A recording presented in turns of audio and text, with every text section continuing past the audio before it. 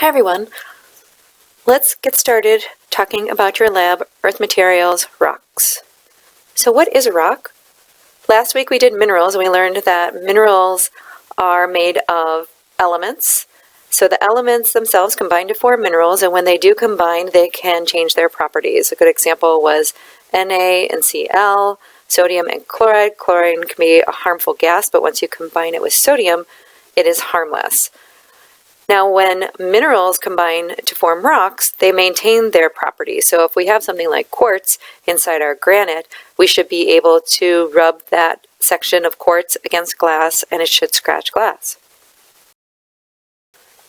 We have three types of rocks. Let's take a look at them now. We have igneous rocks. You can see them here. They can be extrusive, where the lava will crystallize at the surface.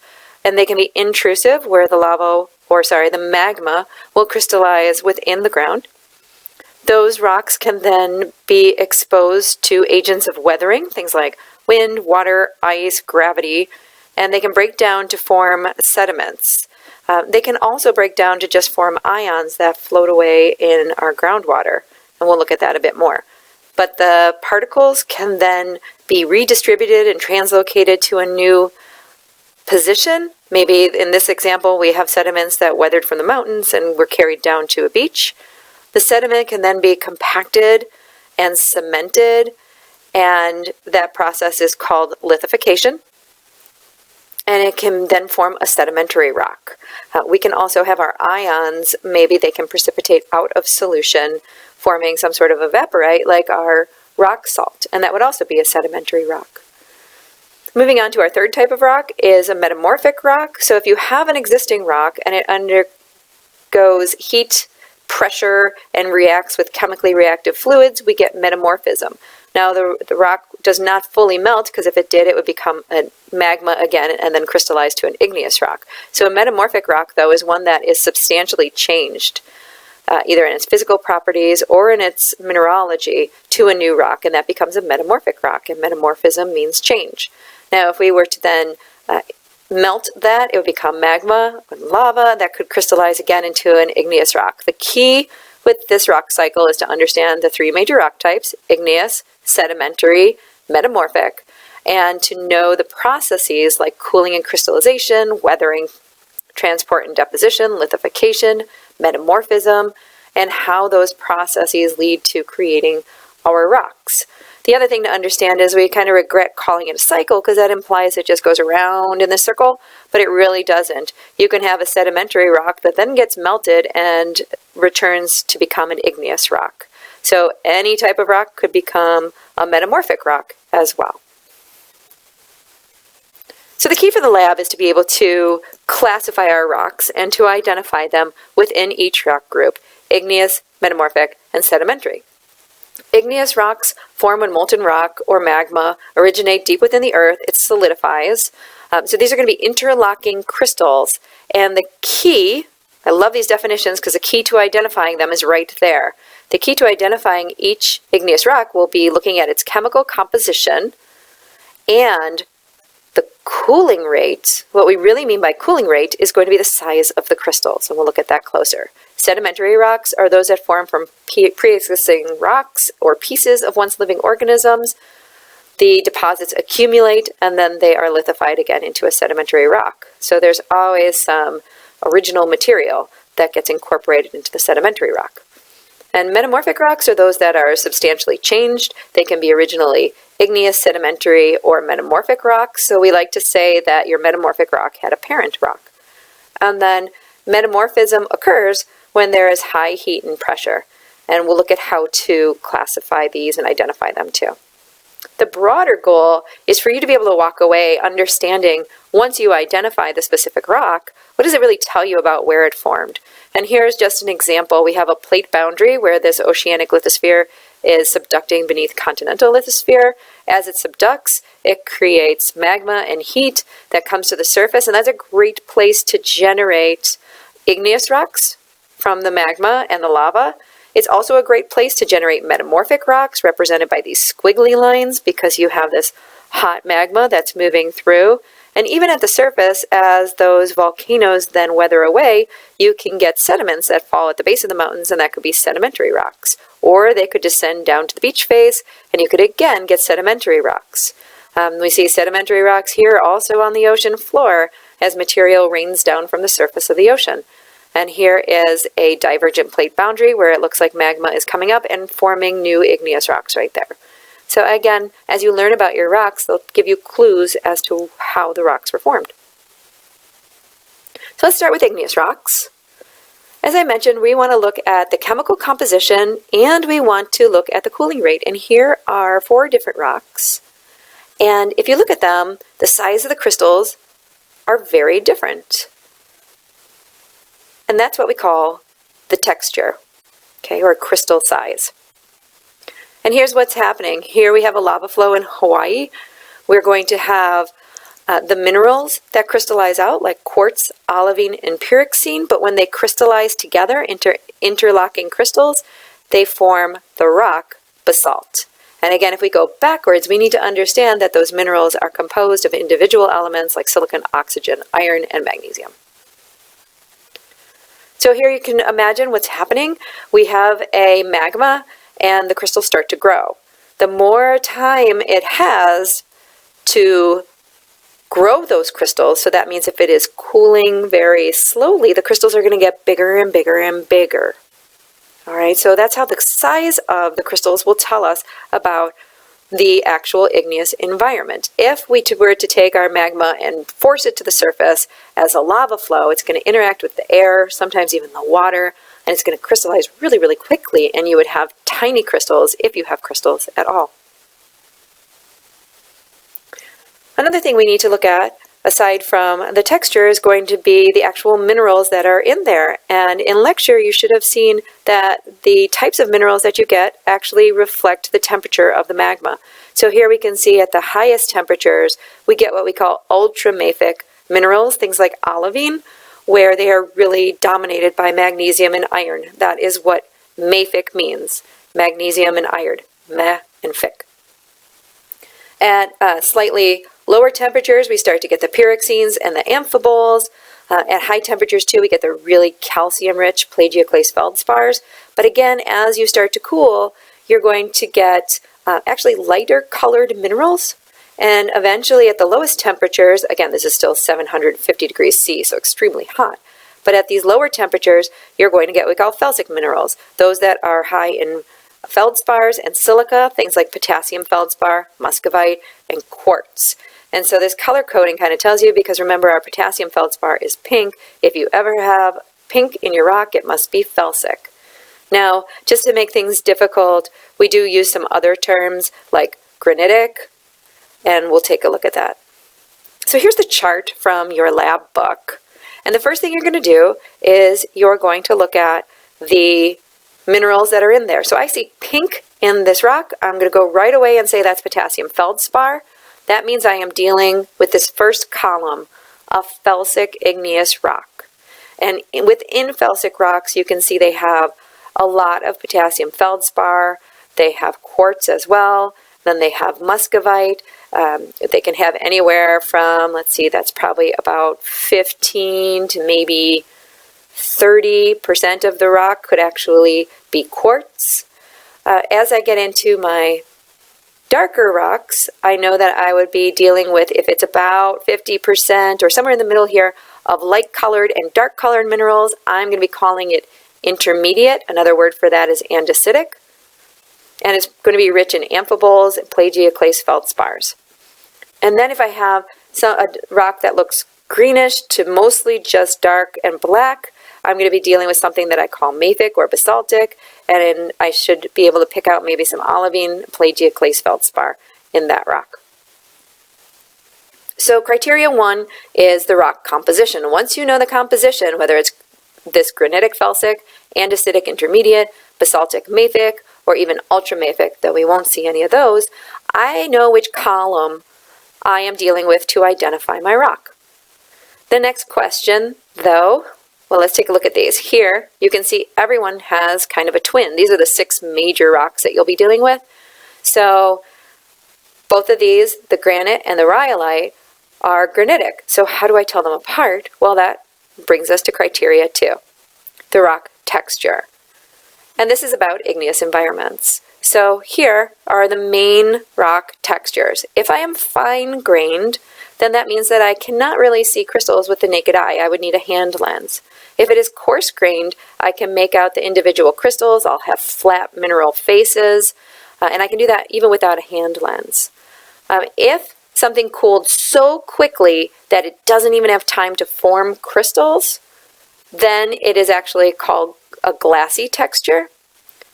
And here is another texture, vesicular. This is also glassy, which is kind of a catch here, but when it has those holes that you see here, we call it vesicular. Now, what about these other textures? Pyroclastic. That is when you have a bunch of fragments, fire fragments that are thrown out, and then they basically get welded together because they're hot. So they have different size pieces all welded together, and that's pyroclastic or fragmental texture. And if you have something that we call kind of the chocolate chip cookie with large phenocrysts embedded in a ground mass, then you have porphyritic texture. So once you can identify the mineral composition, you know what column you're in, and once you know the texture, then you can figure out which row you are in. So if I have something that is granitic or felsic, and it has coarse-grained, I must be dealing with a granite. And then I can back up and say, well, what types of minerals should I see in this granite? And you can see they should be dominated by these 4. Okay, so as we go down, here's our glassy one, the obsidian. That usually appears just as a dark color like black, and that's because of the glassy texture. You can't really make out any different minerals. Your pumice is light and it will float on water versus a scoria, which is also from a magma flow where the gases were popping out, but it'll feel a lot denser to you, so it wouldn't float on water. And then we also have this tuff or volcanic breccia. If the welded fragments are small, less than 4 millimeters, it's going to be a tuff, and if they are larger, it'll be a volcanic breccia. Here you can see how that might happen. If the lava makes it to the surface and it's felsic, it's going to cool quickly and you'll get fine-grained rhyolite. If it cools within the earth, you'll get bigger crystals and you'll get your coarse-grained granite. If you have a lava flow that is mostly mafic, it makes it to the surface and it cools quickly, you'll get your basalt. And if it cools within the ground and has big mineral faces, that's your gabbro. And here you can kind of practice with these to see which of these 4 rocks you can identify.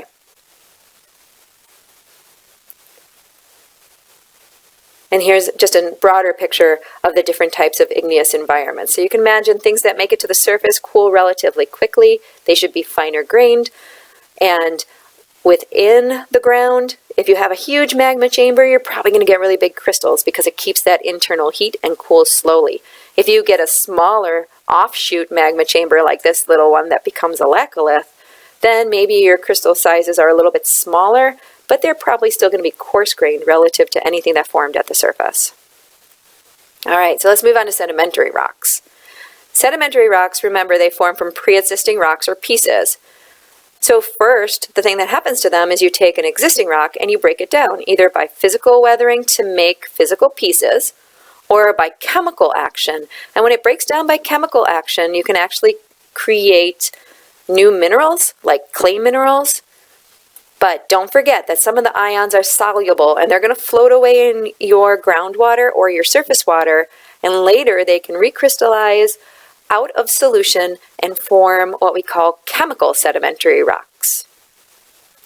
So I love this slide because it tells you more about sedimentary rocks. You can have detrital or clastic, and those are the ones that are made of pieces like this sandstone. And we're going to look at the size of the pieces to actually name the rock. You can have chemical sedimentary rocks. Those are usually referred to as evaporites. So that's where we've got those ions in solution. So think back to things that you saw last week. The minerals you saw like gypsum or the halite, those are great examples of evaporites. But when they accumulate in large proportions, then we actually just call them a rock, like rock gypsum or rock salt. And then we also have biologic sedimentary rocks. Those are ones where the critters, mostly in the ocean, harvest the ions out of the water to build their shells, and then when they die, their shells accumulate and also get cemented together, so technically they're a sedimentary rock. So detrital sedimentary rocks are my favorite because they're super easy. Looking again at our chart, you have 3 columns. Here you have the particle size, and that's really what you're looking at to classify it. If it is coarse, more than 2 millimeters, your largest particles, then it's either going to be a conglomerate or a breccia. Conglomerates have rounded particles within them. Breccias have angular ones. If you have particles that are sand-sized, so that's 1/16 to 2 millimeters, if they are well-rounded and largely made out of quartz, you're going to get a sandstone. If they are more rich in our feldspars, they're going to be called an arkose. And then when you get down to smaller particles where you can't really make them out individually, you'll get either a siltstone or a shale. So going from particle size, the largest is going to be gravel, then sand, then silt, then clay. These siltstones and shales are a little hard to tell apart, but you'll get a little bit practice at it. And again, your book has a really awesome explanation of the different sedimentary environments where you would find these particles. Okay, so the goal for a geologist is to find the rock, like here we have maybe gypsum or halite, and that'll tell us that we had an inland sea that evaporated. If we have big rounded particles, these pebbles and cobbles, that's probably a high energy rocky coast. So the goal is to use your rock to think about where these particles would get deposited and the sedimentary environments that would have been there.